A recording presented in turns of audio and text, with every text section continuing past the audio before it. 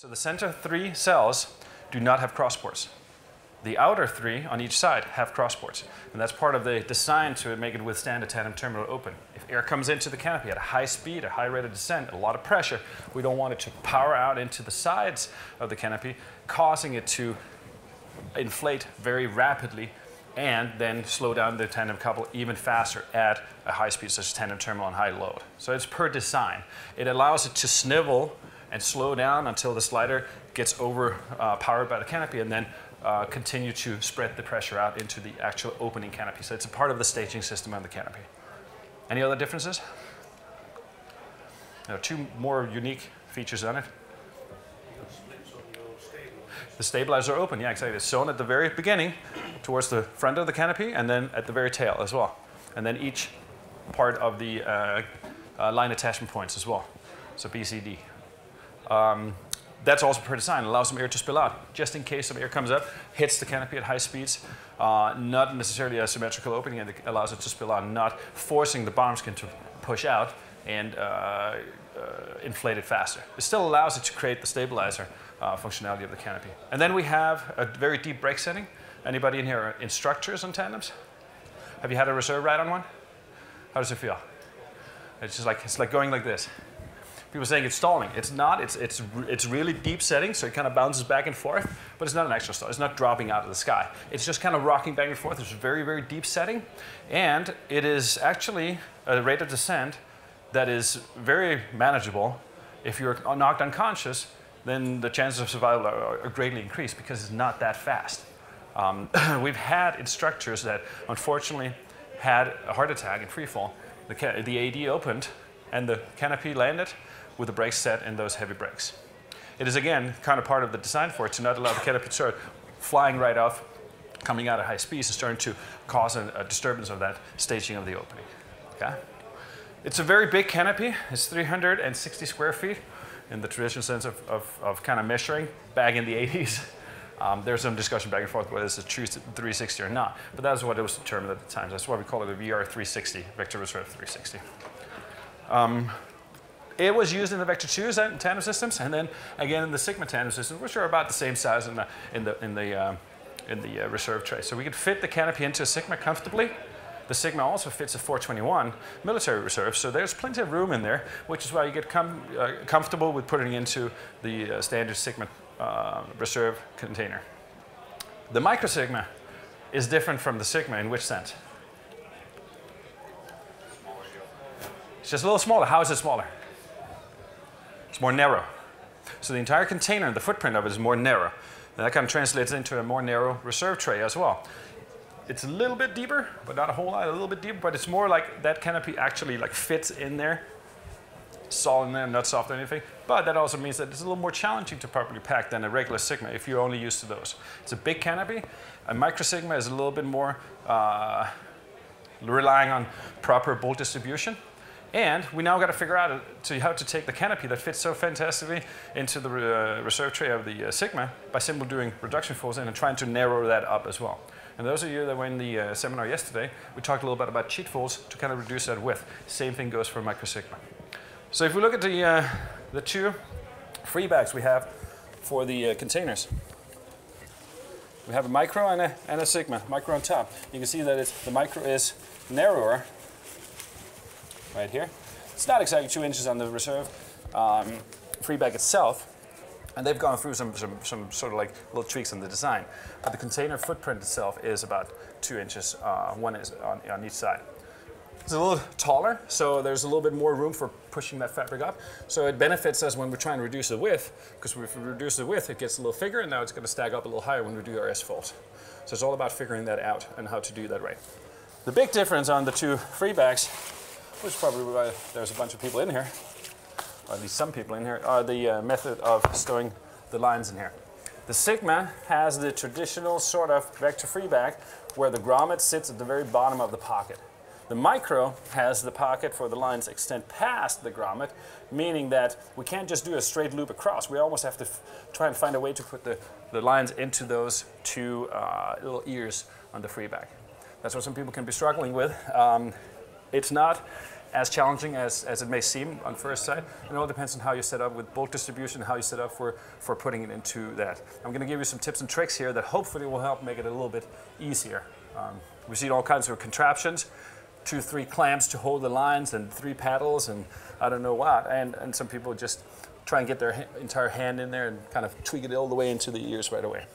What we like to think of is that the lines themselves are going to lay back and forth. When we do that, on a regular Sigma, as you probably noticed on those or any other type of container, is that at the very ends, the loop, when it loops around, creates a little bit more bulk than it does in the center, where it's all straight and flat and there's no turn or curves. So essentially in the center, we can squeeze it together more than we can on the sides, creating a little bit of almost like a butterfly shape of it. And we want to try and utilize that over here by creating that sort of butterfly shape of the lines of the loops, but instead of them coming up here and down here and being more squished in the center, we want to try and fan that downwards so it becomes more straight at the top and then it gradually fans down into the ears. That helps on spreading that bulk a little bit down.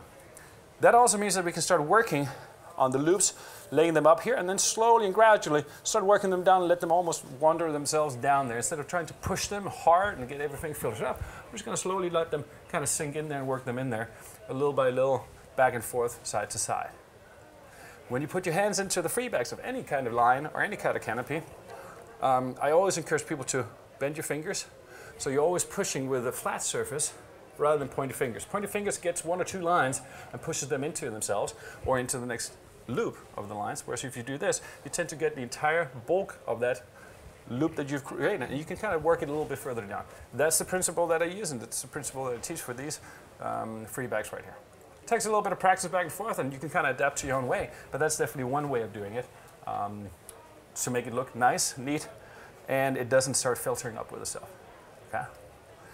Now, one more thing that we try and educate people a little bit on are the lines. The lines themselves, when we work with them, they're bigger, thicker, heavier, longer than a lot of the sport reserves out there. So it's a little bit of a different approach to it. We spend a lot of time sorting out the fabrics and flaking it out and making it nice and neat and back and forth depending on how much energy you spend on it.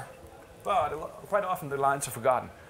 And the methodology that we use for keeping those clear and nice and straight is sort of the same you'd use for a really big sport reserve with, for instance, Dacron lines on it. Just to kind of keep all those lines clear.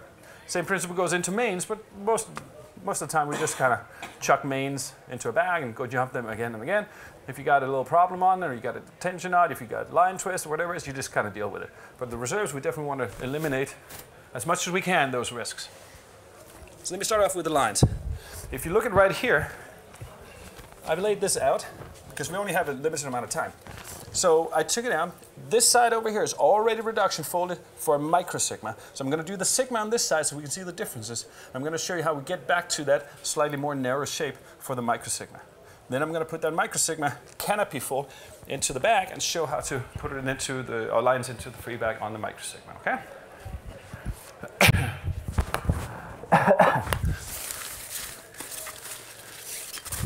First off, the way to ensure that the lines aren't all looped around each other. When you take it over the shoulder for a pro pack, get everything ready and put it on the ground, they tend to not have as much tension on them. They're not laying flat on the ground. They have a chance to kind of curve and wave around each other. To sort of get that little bit of curve out of them, the best thing is to do is, once you have flaked everything up, run up your lines.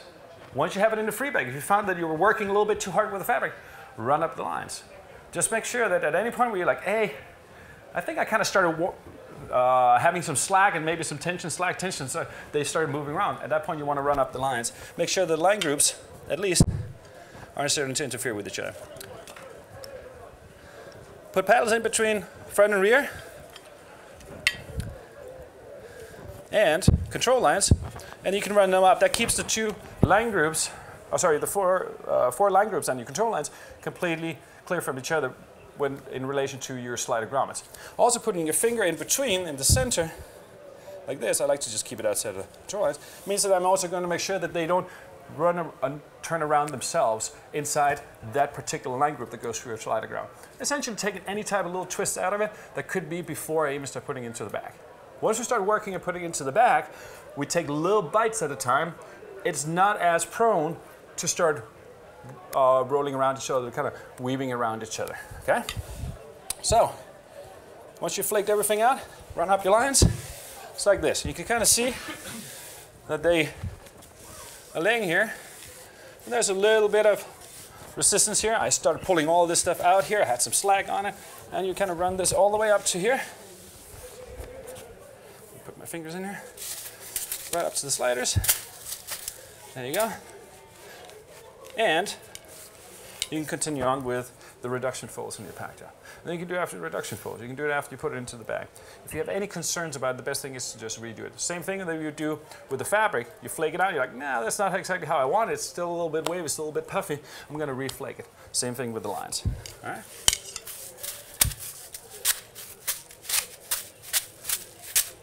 Put this on right here so I can easily grab it. All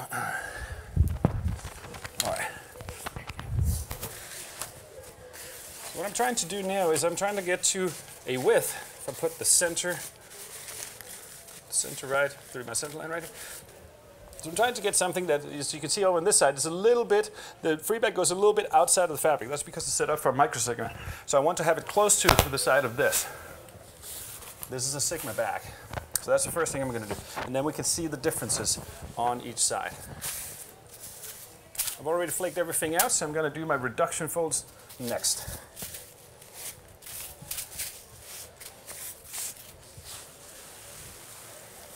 The nose gets rolled in.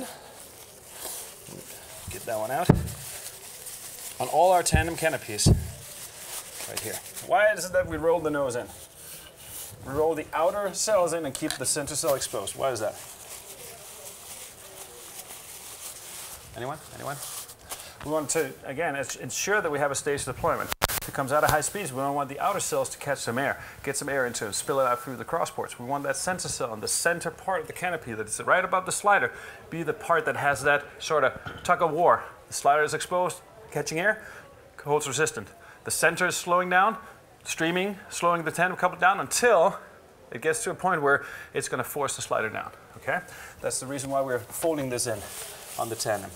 Tandem altitudes for going straight to the reserve, or if you have an AD activation, those altitudes are set fairly high to accommodate a canopy that's designed to not explode open and break the tandem couple or break itself. There you go. So I'm going to roll this in. Then my reduction folds, A to B's. Make sure you get everything right into the center. Quite often we can't see everything, so you got to kind of feel it out.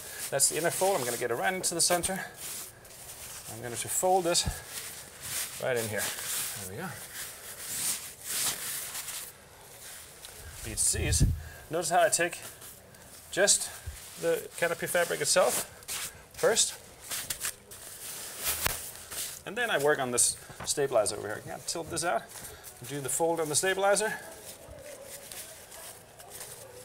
right here, and then I pair them up so that they both fit in there. Instead of trying to control both at the same time, just gets a little bit messy, a little bit much to try and do that.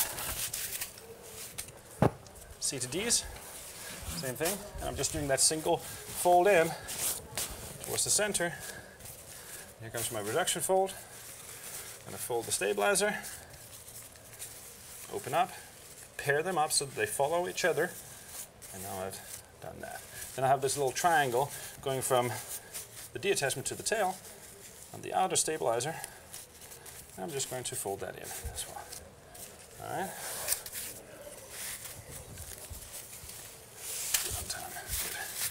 Then I do my nose, oh sorry, my tail. There you go. Cheating a little bit because this has already been nicely folded out, but just for illustration purposes. And quite often with the Sigma,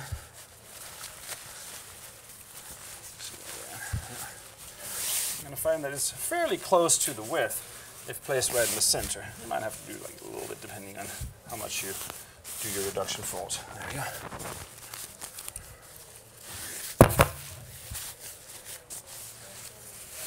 Any questions so far? No? All right, cool. Then lay this down. I'm going to cocoon it, and then we're going to take a look at the difference in the width of these two.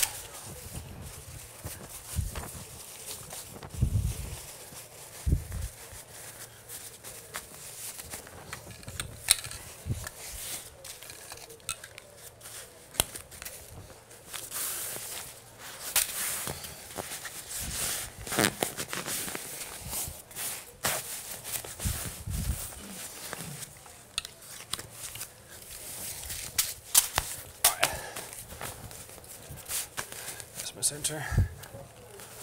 Here's my center. So it's pretty clear. If I put this micro, it'll fit very well with this side over here, but not so much on the opposite side. And if I take the Sigma, it fits very well with this side over here, having just a little bit of softness, but as you can see, no, it actually fits up pretty well on both sides. I probably just didn't get this all the way in the center right here.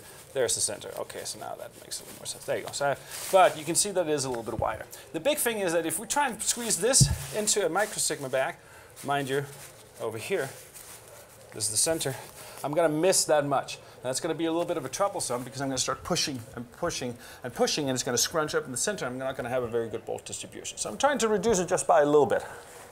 So if I go back again, I'm going to reduce it a little bit more by doing this cheat fold that you guys saw yesterday if you were part of the class.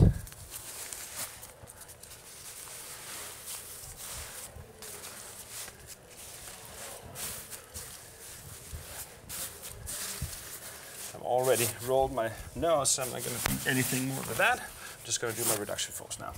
Cheat fold, I'm going to try and take a little bit of that width away. Right here, I'm not overdoing, I'm not doing it in thirds, I'm just cheating a little bit by taking 1 or 2 inches off from the side. There you go. It all comes down to how much you do when you flake your canopy. Sometimes it gets wider, you might have to do a little bit more, or sometimes you get it dead on right in the center and you don't have to do much of a cheat fold. It's kind of individual, but the principle is the same. Right here, I do a little cheat. There you go, to reduce the overall width. Just be careful not to start rolling the fabric in because you don't create this nice flat surface, which is going to help you when you fold it and put it into the free bag itself.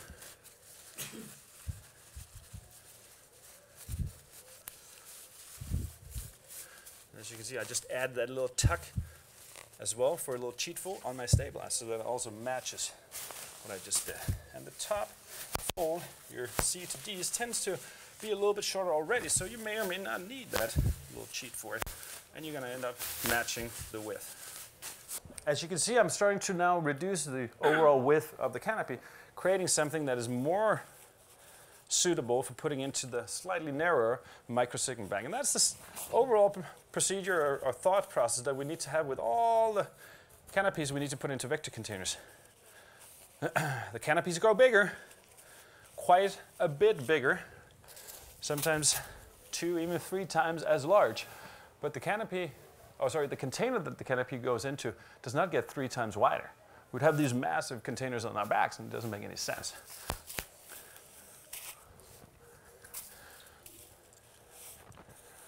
Just going to take this over just to kind of expedite it a little bit. This gets repacked at home anyways.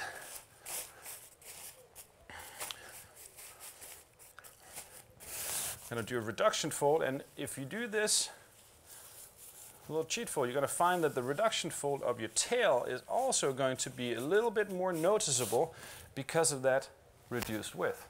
So now you're really going to need to pop that in there, reduce the width, make it match the sides.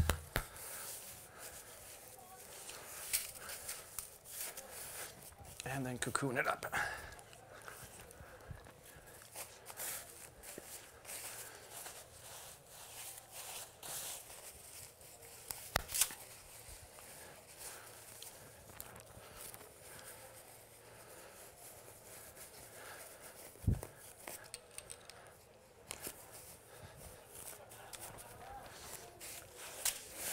Any concerns or questions about this so far? Anybody who's not kind of quite following what we're attempting to do here in making it even narrower than a regular Sigma? Good. Let me just feel. There you go. Alrighty. I'll take my Sigma bag and ditch it. Now we're on to the micro Sigma bag here.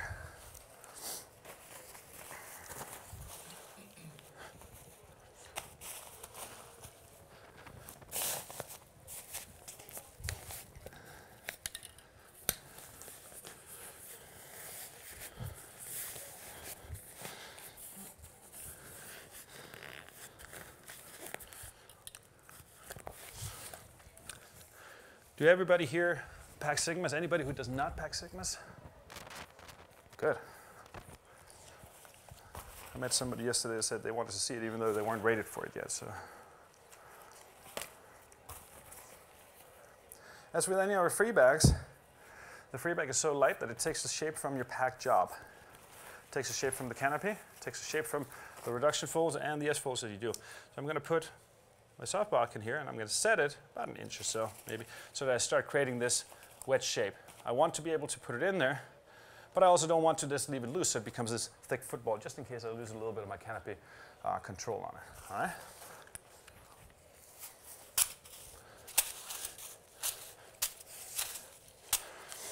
I got that.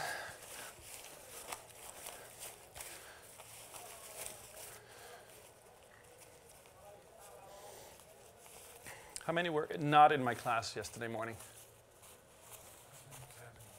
You're in the tandem? Okay, cool. Then you guys are going to get a little bit of a display of a method to folding the ears to create a really nice wedge shape on it.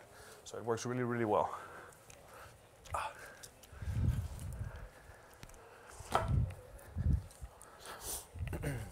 First, I'm going to do my S-fold. The placement of the S-fold kind of comes just a little bit from experience and getting used to it, because it's always the same size canopy, it's always the same size container. Right around where the United Parachute Technologies is written is a good place to put the bottom of that first S-fold.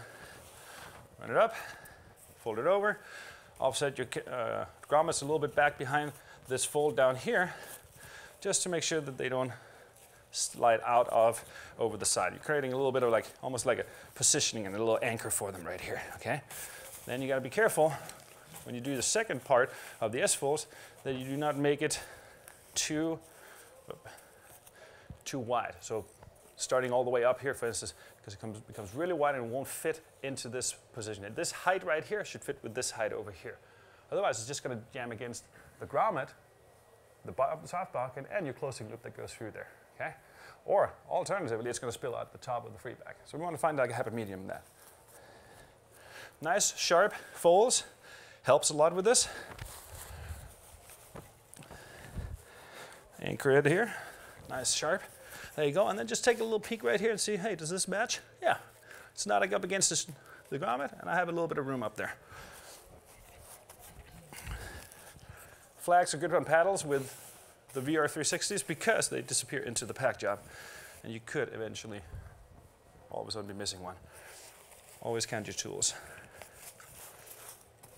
I'm not trying to get the canopy into the free bag at this point. I'm just kind of setting it on there so I have room to work with it and put my ears into the free bag itself. Next thing, I'm going to dress up. I have my nose that's rolled in. I have the center cell dressed out right here, nicely placed. And then I'm going to do the second part of my S-fold on top of the first one.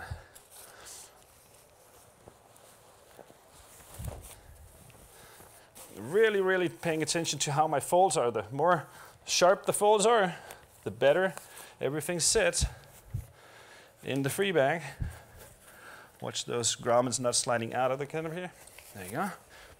And I can hold everything in place when I put my knees on top of it. Right here.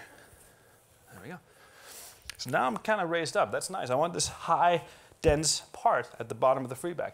The next step is right in between the grommets. That's the stepping down. And the top part is more soft. Spread the fabrics right here. Notice that I'm not having aggressive long ears, which is good. There's my attachment point. Scoot it to the side.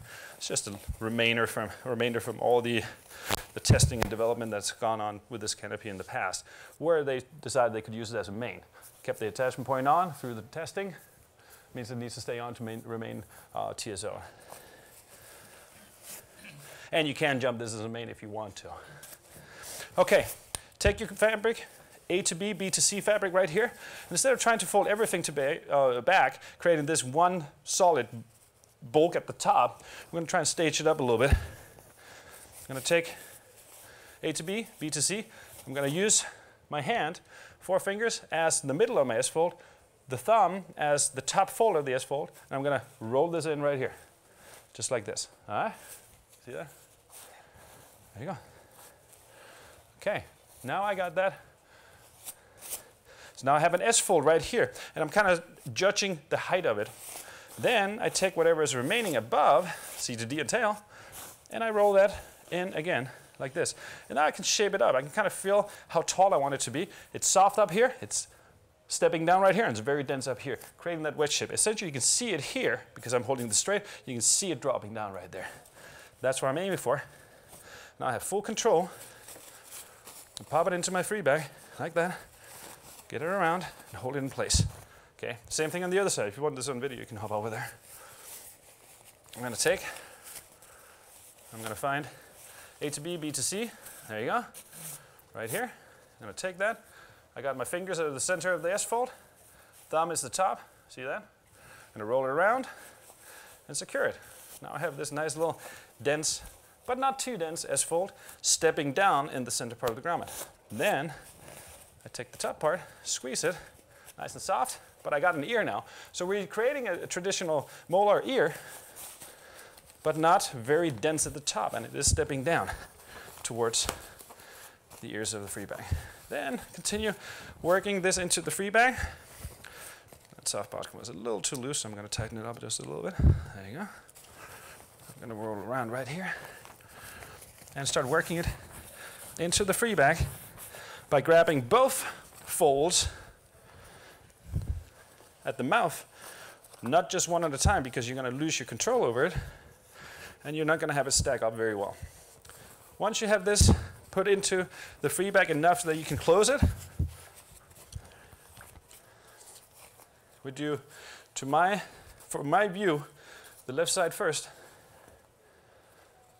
so that when I run it from this loop down into the pocket, it goes past the AD pocket or the AD pouch Velcro, so it doesn't interfere with the lines. Right here, do a loop.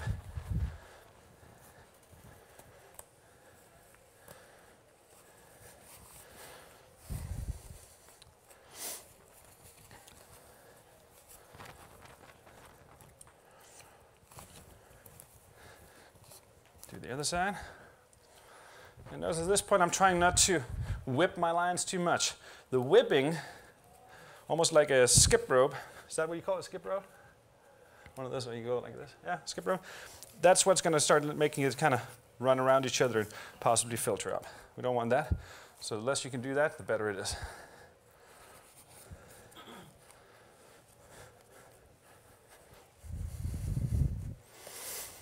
All right, a little bit of room for the AD pocket right in here. That's why you don't want the grommets to be far out either. And then I'm going to slowly move this one around. I'm going to get ready to put it into the pocket. That sit a little different because of my hip here. Protect the lines from the Velcro.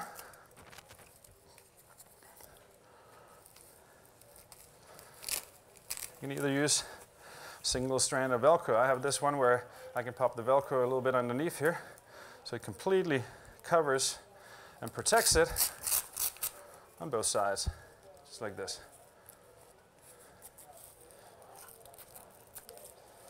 There you go. Now the Velcro continues underneath the lines and it doesn't get into the lines, so that's really nice.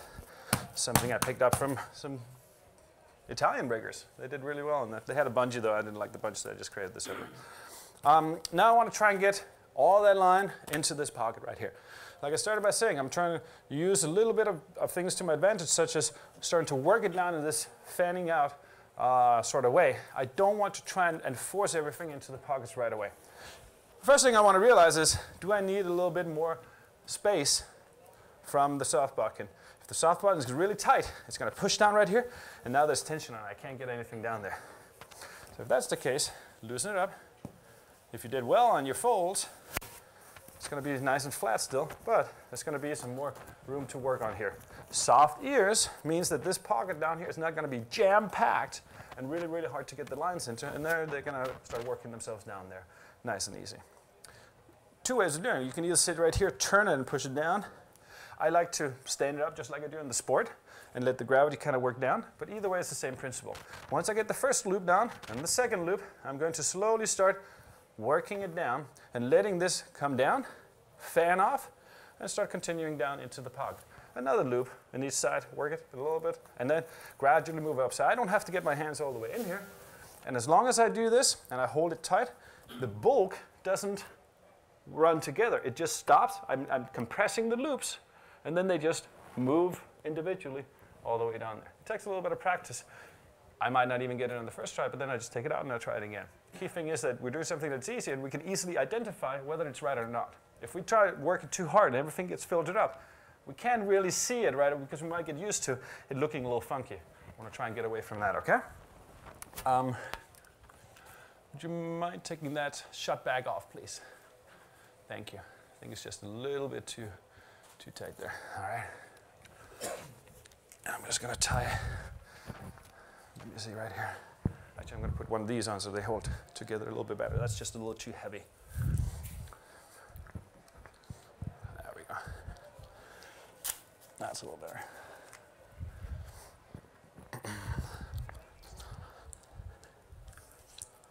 So the first loop I'm going to do, I'm going to have it sit right here. It's going to come down here and it's going to move out to the side, essentially landing right down here. Let's place this up here. And if it doesn't want to stand by itself, I can just put my knee on the bridle, hold it, and it won't go anywhere. So like I said, this is my preferred method of just letting it dump into. Use the gravity to drop it in there.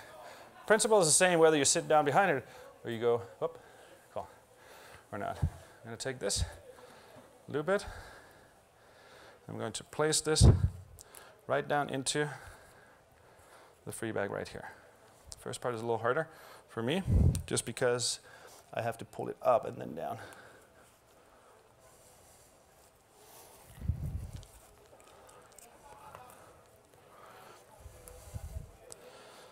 There we go. Then I take my hands right here, my fingers, I bend them and I start working this down. You see that? Just simply by doing this. I'm not trying to push with one finger at a time or pointy fingers. I'm just going to move it down like this. Then I take the next step, get the loop nice out to the side, and now it gets a lot easier because I started it. Same thing. I'm going to slowly work it down there, just like this. As you can see now, they're starting to become wider as we go along with it. I'm trying to get the outer loops, sorry about that, down into the tray, just slowly working it down there, just like this. Notice how I'm not really twisting or turning or anything like that. They almost layer up nicely, and then I compress them, and they start working themselves down there. The trick is to kind of pinch the top of this pocket so it doesn't start moving out and becoming bigger like that, okay? I'm going to do one more, and then I'm going to sit down so that I can clearly show what's going on. Like I said, it takes a little bit of practice a couple of times, but I think you're going to find that it really benefits your workload in the long run, and comfort with it as well. Okay, let me see right here.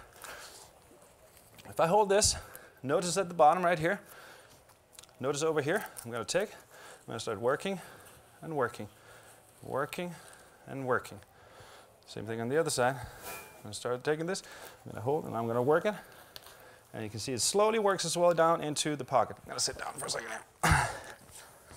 If you see that this out here starts coming up like that, then just work a little bit closer towards the bottom. See that? Just pushes it right down there. The bulk of these lines, they don't run together, they run with each other. So they don't filter up, they just run with each other. Because they're very bulky, they're very thick. All right? Then in the center here, I'm just going to compress this a little bit more up. Just like this. There you go. And it all comes together. So I'm not trying to do them individually. Every time I do it individually, I put so much, my hands in there, so much fat line in there that it starts filtering up. Okay? I'm going to get back here.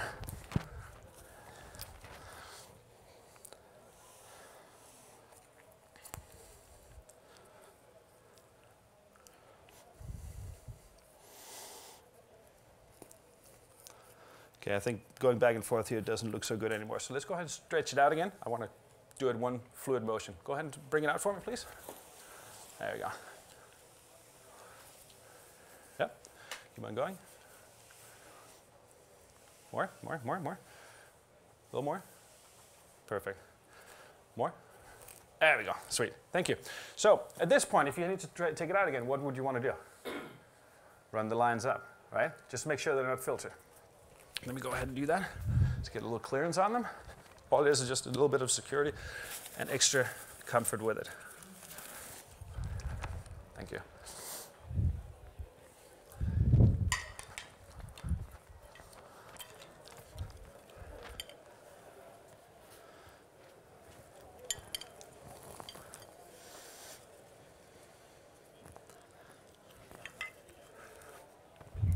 Put a little tension on here.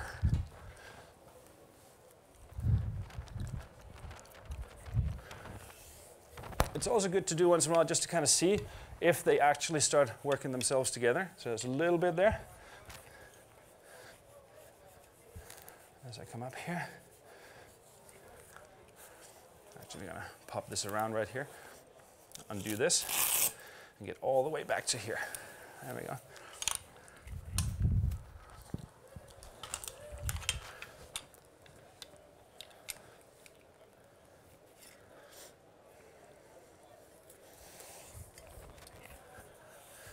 How many here has ever pulled a pack job out of the bag again? I have. How many has ever redone the lines? I have for sure. So that's just part of the rigging of these bigger things. All right, one more time.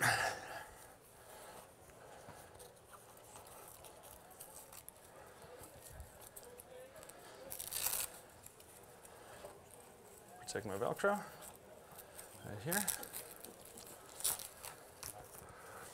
What's that, sorry? I've not thrown it across the room before now and going back tomorrow. You what? I said I've thrown it across the room, that's it. Yeah, exactly. Kind of give up on it. I mean, they are challenging. They're big canopies and there's a lot of line and stuff. And once you get comfortable, it's a different thing, you know. Imagine me having to stand here in front of you guys and show you. It takes a little bit. So I'm just going to do it one step at a time, as usual, so that I don't have to stop midway.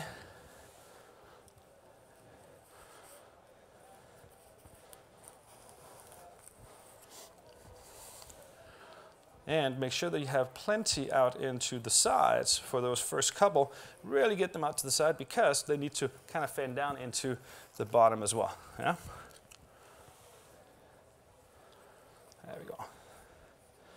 Much nicer, much smoother. That's what we want.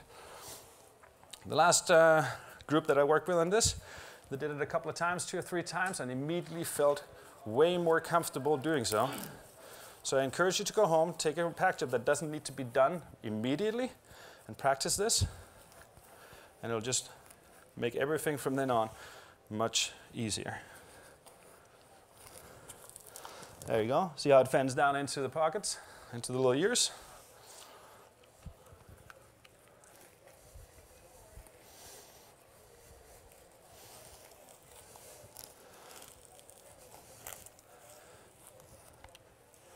And I'm not sweating and moaning and kicking and throwing it on the side of the room and go back tomorrow.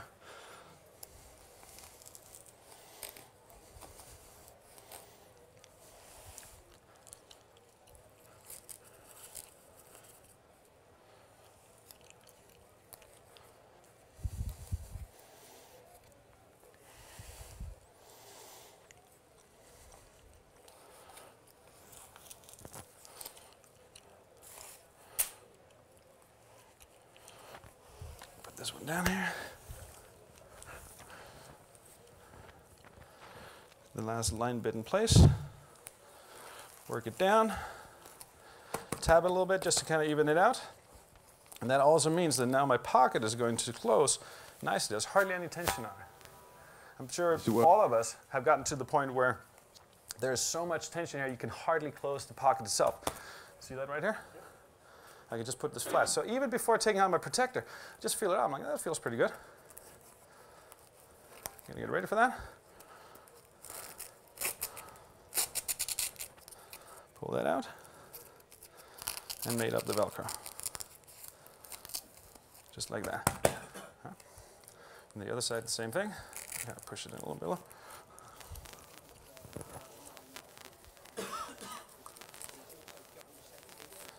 Lay it flat, pull out the protector, and made up the Velcro right here. There you go. and I have nice and flat right here. I can see every single loop, and I can see if it starts wandering off into each other, which is what we don't want. We don't want pigtails. We don't want it wandering off. And there's nothing wrong with going, man, I got halfway through this, it doesn't work. Pull it out, run your lines up, do it again. You're going to be much happier with it rather than having that, I don't know. All right. Any questions about the lines? We are aware that this is a little bit, like this is challenging, especially with the introduction of the microsigma. So hopefully this helps. But we're also in the development, or in the process of developing a design change to the free bag. Sort of like a product improvement to help make it a little easier for riggers to not worry too much about the Velcro up here, all right? So we are so far ahead in it now that we can say that that's coming at some point. We're not just being secretive and not saying anything about it, all right? I'm not going to continue on now because this is primarily the subject of this lesson. I am going to drop it in there and just put it in the back because I don't have an AD for it yet or stuff. I'm going to get that all sorted at home. Any questions about the Sigma container itself or closing it? Yes. Now that we have it here? Uh-huh. So that's the difference between the micro Sigma. Yeah, would you mind grabbing me that back? Yeah. The width and the line stowing. The same principle can be used with this, except you don't have to push it all the way into those ears. Yeah, no, so I was going to say, that being the difference of how you stow that, is there any, when you're closing it, I know you're not going to do it It's a little thicker. It's a little thicker. Yeah. So because you're putting more bulk towards the center, it's going to bump up a little bit. And we say, about 5 inches for a Sigma, 5 1/4 for a micro Sigma. Yeah. Maybe up to 5 and 5 1/4 for a Sigma, but you're trying to keep it at the bottom end of the scale always. Doing the proper wedge shape, and I'll flip this around, or actually I'll leave it like this. You guys can feel it, so you can feel how soft this is at the top. Notice the wedge shape dropping down right here, and feel the lines as well. See how uniform they are coming all the way down here, so that you can kind of get an impression of it, and maybe even take a couple pictures and then bring it home and say, this is what I want to try and aim for, all right? Because at the end of the day, this is what we're handing over to people that are jumping this with, new timers that have no interaction with the sport whatsoever. So we want to try and definitely get the best in here that we potentially can. Okay? All right, any questions over there? Sweet, thank you very much.